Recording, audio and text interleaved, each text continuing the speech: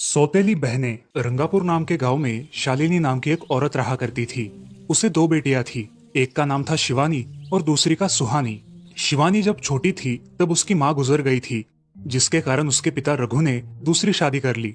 मगर उनका भी कुछ सालों में बीमारी की वजह से देहांत हो गया और इसी वजह से शिवानी के मन में उसकी माँ और बहन के प्रति प्रेम उत्पन्न नहीं हो पाया। शिवानी और सुहानी में हमेशा झगड़ा हुआ करता था। दोनों भी बहनें एक दूसरे से कभी प्यार से बात नहीं करती थी। शालिनी ये सब देख बड़ी चिंता में रहा करती थी। ऐसे ही एक दिन शिवानी, सुहानी, चलो आ जाओ, खाना खा लो। हाँ माँ, आई। हाँ माँ, मैं भी आई। ऐसा कहकर दोनों बेटियां वहां आ जाती है और देखती है तो उनकी माँ ने उन दोनों के लिए गाजर का हलवा बनाया था। वो देख सुहानी और शिवानी बहुत खुश हो जाती है। माँ, तुमने ये हलवा मेरे लिए बनाया है? मुझे बहुत पसंद है। मुझे पता है कि मेरी दोनों बेटियों को हलवा कितना पसंद है, इसीलिए तो मैंने तुम दोनों के लिए हलवा बनाया है। और मेरे लिए माँ? अरे हाँ बेटी, मैंने तुम्हारे लिए भी बनाया है। चलो अब जल्दी से खा लो, तुम दोनों को कॉलेज भी तो जाना है ना। जी माँ, मैं ये कटोरी ले लूँ? मुझे जल्दी पहुँचना है कॉलेज में। हाँ ले लो। और सुहानी, तुम ये वाली कटोरी ले लो। जी माँ। दोनों भी हलवा खाती है और एक दूसरे की ओर बहुत गुस्से से देखकर वहां से चली जाती है। वो दोनों भी कॉलेज में एक साथ पढ़ा करती थी। फर्क सिर्फ इतना था कि शिवानी 3rd ईयर में थी और सुहानी 1st ईयर में। उन दोनों में 2 साल का अंतर था। फिर भी दोनों में हमेशा नोकझोंक हुआ करती थी, जैसे कि वो दोनों एक दूसरे की दुश्मन हो। ऐसे ही एक दिन दीदी, मेरे कॉलेज की ट्रिप जाने वाली है। तुम्हारी भी ट्रिप जाने वाली है क्या? हाँ, मेरी भी जाने वाली है, मगर मेरा जाने का मन नहीं है। क्यों दीदी? क्योंकि वहाँ पे तुम हो। मुझे भी कोई शौक नहीं है तुम्हारे साथ आने का। मैंने ऐसे ही पूछ लिया। मैं जा रही हूँ। शिवानी और सुहानी एक दूसरे की ओर मुंह फेरकर वहां से चली जाती है। अगले दिन दोनों भी कॉलेज में जाती है। तब उनके टीचर उनसे पूछते हैं, शिवानी, तुम कॉलेज की ट्रिप में आने वाली हो? जी सर, मैं आने वाली हूँ। ठीक है, मैं तुम्हारा नाम लिखवा देता हूँ। जी सर। ऐसा बोलकर टीचर ट्रिप के लिए जाने वाले विद्यार्थियों की लिस्ट बना लेते हैं। घर आकर शिवानी और सुहानी ये बातें अपनी माँ को बताती है। सुहानी, शिवानी, तुम दोनों ट्रिप के लिए जा रही हो, मगर वहां जाके झगड़ा मत करना, नहीं तो ट्रिप पे जाने की कोई जरूरत नहीं है। नहीं माँ, हम झगड़ा नहीं करेंगे। हाँ माँ, हम झगड़ा नहीं करेंगे। तो फिर ठीक है, तुम दोनों जाओ। ये लो ट्रिप के लिए पैसे, और बाकी के ये तुम्हारे पास ही रखना। माँ, हम कल जाएंगे और 2 दिन के बाद वापस आएंगे। ठीक है, चलो अब सो जाते हैं, कल तुम दोनों को निकलना है। अब वो सब खाना खाकर सो जाती है। अगले ही दिन सुबह उठकर वो दोनों भी अपने अपने बस में बैठकर ट्रिप के लिए निकल जाती है और इधर शालिनी अपने काम में व्यस्त हो जाती है। ऐसे ही कुछ देर बाद शालिनी को शिवानी का फोन आता है। माँ, हम दोनों यहाँ ट्रिप की जगह पहुँच गए हैं। अच्छा बेटी, तुम दोनों ठीक हो ना? हाँ माँ, मैं रखती हूँ, हमें यहाँ अलग अलग स्पॉट देखने जाना है। ठीक है, और जब वक्त मिले तब फोन कर देना। हाँ माँ, अपना और सुहानी का ख्याल रखना। हाँ माँ।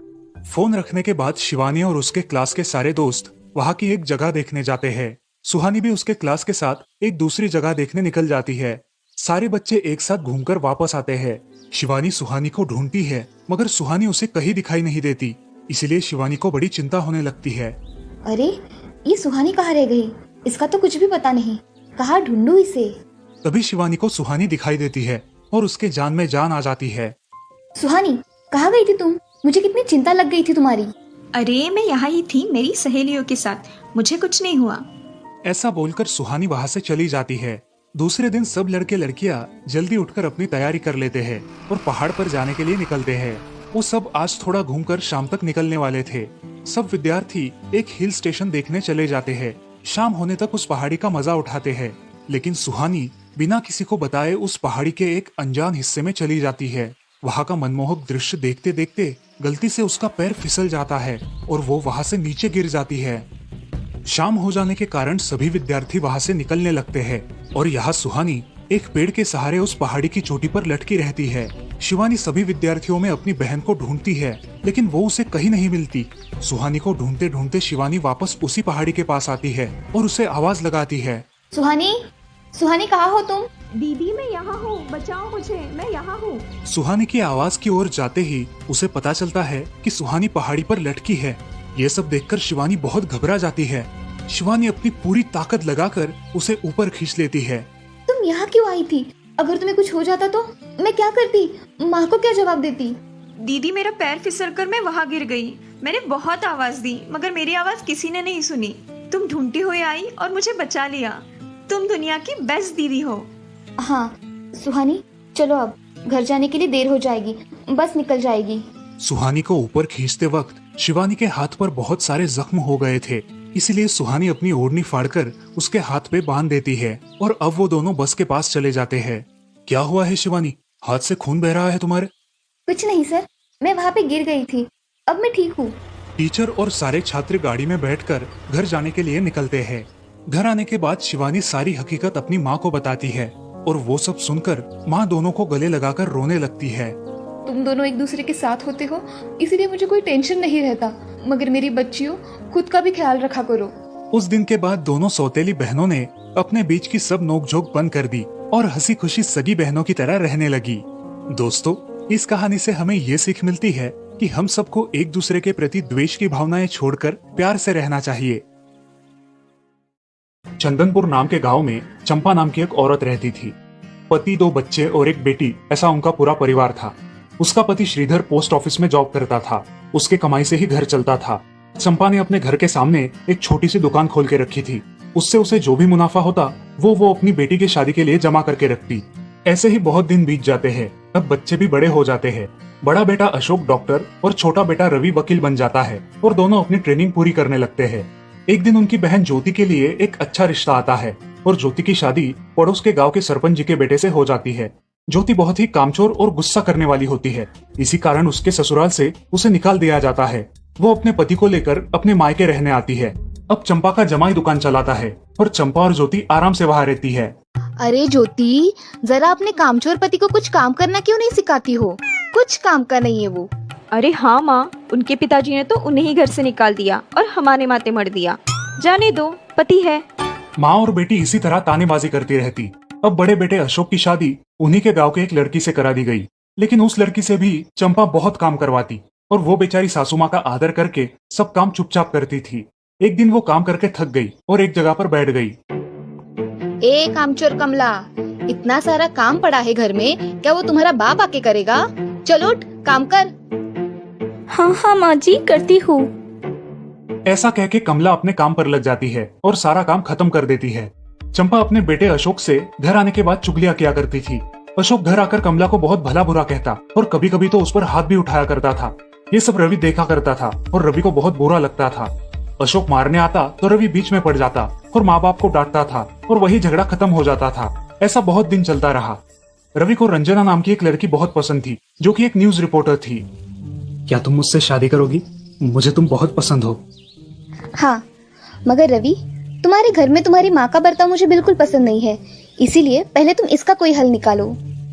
अरे रंजना, मैं हूँ ना तुम्हारे साथ, तुम्हें टेंशन की क्या बात है? मगर रवि, तुम भी अगर मुझे मारने पीटने लगे तो मैं तुम्हें कोर्ट में खींचूंगी। अरे हाँ बिल्कुल, वो तो तुम्हारा अधिकार है। अगले दिन रवि अपने घर में रंजना के बारे में बताता है। रवि की माँ चंपा उसे साफ मना कर देती है। रवि, तुम्हें कुछ समझ आता है या नहीं? अपनी बिरादरी की लड़की से शादी करो बेटा। इस घर में ये आखिरी शादी है और मेरे भी कुछ अरमान है बेटा। अजय, आप कुछ कहते क्यों नहीं? हाँ बेटा, तुम्हारी माँ सही कह रही है, तुम इसकी बात मान जाओ बेटा। नहीं पापा, मैं शादी करूंगा तो सिर्फ रंजना से, वरना मैं शादी नहीं करूंगा। सब चुप हो जाते हैं। अगले दिन रवि मंदिर से शादी करके घर आता है। सब अचरज से रवि की ओर देखते हैं और चुपचाप अपने कमरे में चले जाते हैं। कमला उन दोनों का स्वागत करती है और वो दोनों अपने कमरे में जाते हैं। कैसे लगा मेरा घर? अच्छा है, मगर सब मिलजुल के रहे तो और भी अच्छा होगा। रंजना, तुम्हें मेरी माँ को सबक सिखाना होगा, तभी घर के सारे सदस्य ठीक हो जाएंगे। ठीक है रवि, जैसा तुम चाहो। अगले दिन रंजना अपने घर के मंदिर में पूजा करने जाती है। तभी रुको, मेरे भगवान के मंदिर में तुम मत आओ, जाओ यहाँ से। ये कहकर सास रंजना को वहाँ से भगा देती है और घर के किसी भी काम को करने से मना कर देती है। तब क्या माँ जी, आज से मैं इस घर की बहू हूँ। इस घर पे मेरा भी उतना ही अधिकार है जितना कि आपका। क्या बोल क्या रही हो? निकल जाओ मेरे घर से। खबरदार अगर हाथ भी लगाया तो। पता है ना, मैं न्यूज रिपोर्टर हूँ। रातों रात खबर छाप दूंगी और कोर्ट के चक्कर लगेंगे वो अलग, समझिए आप। सास चुपचाप देखने लगी और उसकी बेटी और ससुर भी देखते ही रह गए। रंजना ने कमला से कहा, दीदी, मुझे आपसे काम है, आप मेरे कमरे में आइए।